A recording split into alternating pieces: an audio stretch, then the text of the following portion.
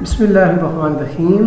अस्सलाम वालेकुम students and welcome to my channel the inspire academy Gujar Khan. आज का हमारा लेक्चर नंबर 6 है फर्स्ट ईयर फिज़िक्स का, जिसमें हम आज डिस्कस करने जा रहे हैं। बहुत ही इंपॉर्टेंट डिस्कशन है आज की, और आज का हमारा टॉपिक है एरर्स एंड अनसर्टेनिटीज़। तो let's start students. All physical measurements are uncertain और इम्प्रिसाइज टू सम एक्सटेंट।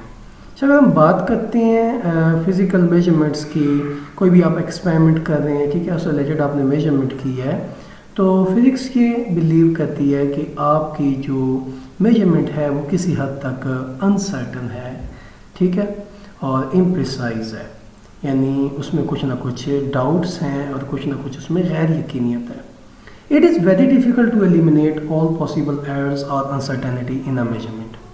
और ये बहुत ही मुश्किल है कि आप किसी भी मेजरमेंट से तमाम पॉसिबल एरर्स और अनसर्टेनिटीज़ को क्या कर दें, रिमूव कर दें। सो the error may occur due to 3 reason. First of all negligence और इनएक्सपीरियंस ऑफ अ पर्सन। अब यहाँ पे बात ये पैदा होती है कि एरर किन वजूहात की बेसिस पे होता है।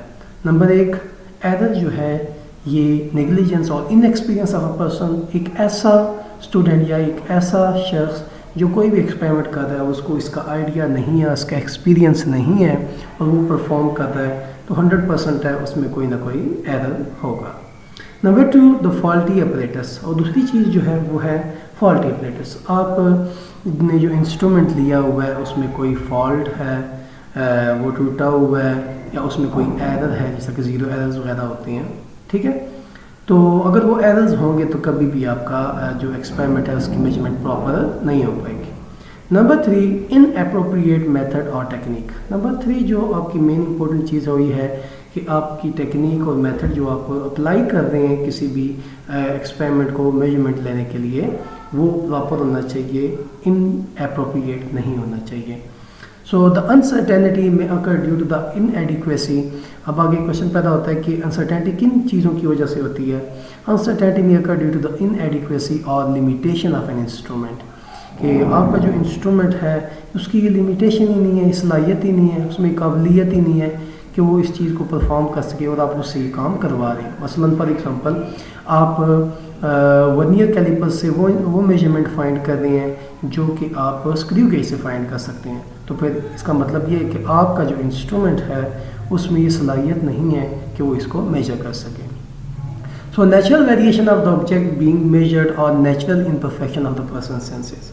इसके अलावा जो अनसर्टेनिटी है वो natural variation of the object being measured, यानी अगर कोई आपका ऑब्जेक्ट है वो with the passage of time vary कर रहा है। मसलन फॉर एग्जांपल इसकी मिसाल हम इस तरह लेते हैं कि गाड़ी है वो आगे चलती जा रही है और आप एक किसी फिक्स पॉइंट से उसका डिस्टेंस मालूम करना चाह रहे हैं, तो 100% उसमें अनसर्टेनिटी है क्योंकि गाड़ी स्टिल मूव कर रही है।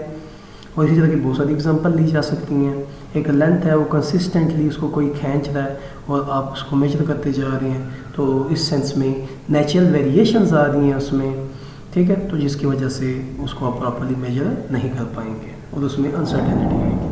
और इसके साथ साथ natural imperfection of the person senses का मतलब ये होगा कि वक्त के साथ साथ या फिर किसी बीमारी की वजह से जो सेंसेस हैं वो काम करना या तो कम कर जाती हैं या छोड़ देती हैं, जिसकी वजह से कोई भी एक्सपेरिमेंट अगर ऐसा शख्स करता है कि जिसकी सेंसेस प्रॉपर्ली काम नहीं करती, तो उसकी अनसर्टेनिटी ज़्यादा होगी। However the uncertainty is also usually described as an error.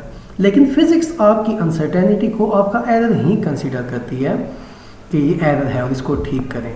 So there are 2 types of error. हमारे पास 2 तरह का एरर होता है। Number 1 random error and the second one is systematic error. तो सबसे पहले हम बात करते हैं रैंडम एरर की। Random error is said to be occur when repeated measurement of the quantity give different values under the same conditions.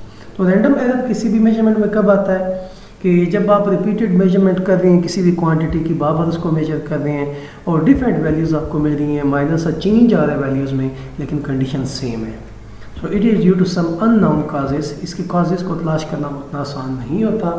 हाँ, इसको फिर रिमूव कैसे किया जा सकता है Repeating the measurement several times and taking an average can reduce the effect of random error. तो फिर आप क्या करते हैं, उस मेजरमेंट को 2 से 3 दफ़ा परफॉर्म करते हैं, इस एक्सपेरिमेंट को, फिर आप मेजरमेंट लेते हैं, फिर उसका एवरेज लेते हैं और इस तरीके से आप रैंडम एरर को रिड्यूस करते हैं।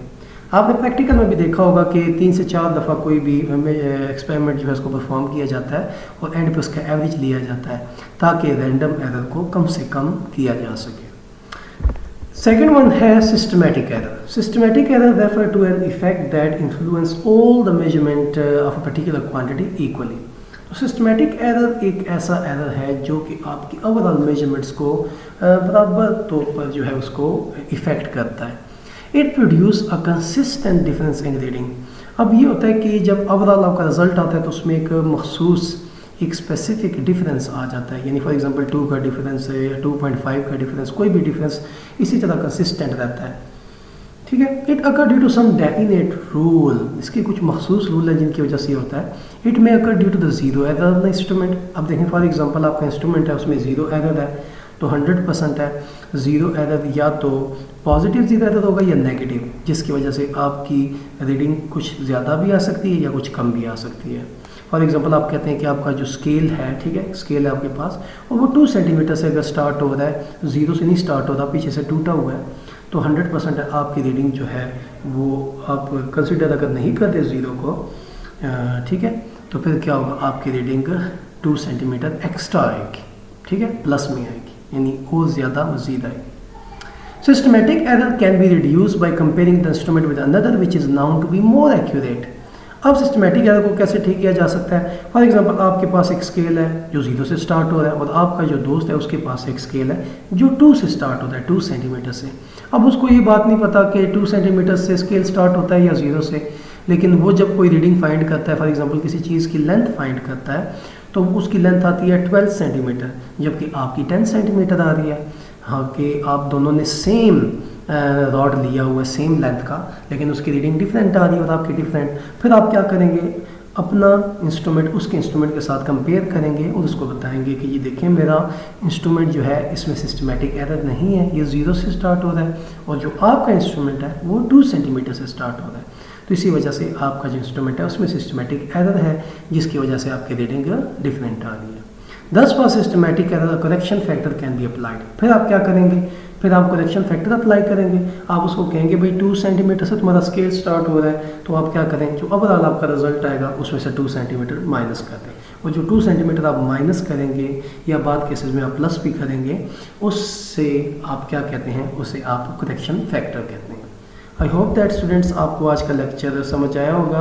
आज के लेक्चर में हमने बहुत ही इंपॉर्टेंट डिस्कशन की, एरर और अनसर्टेनिटीज़ में आपको डिफरेंस क्लियरली समझ आया होगा। उसमें कुछ इंपॉर्टेंट क्वेश्चंस आती हैं जो आप प्रॉपरली तैयार करेंगे अपने एग्ज़ाम के लिए, क्योंकि इम्पोर्टेंट हैं। ठीक है, तब तक अपना ख्याल रखिएगा। हमारे चैनल को लाजमी लाइक और सब्सक्राइब करें ताकि आपको इसी तरह की अच्छी अच्छी वीडियोज़ मिलती रहें। थैंक यू, अल्लाह हाफिज़।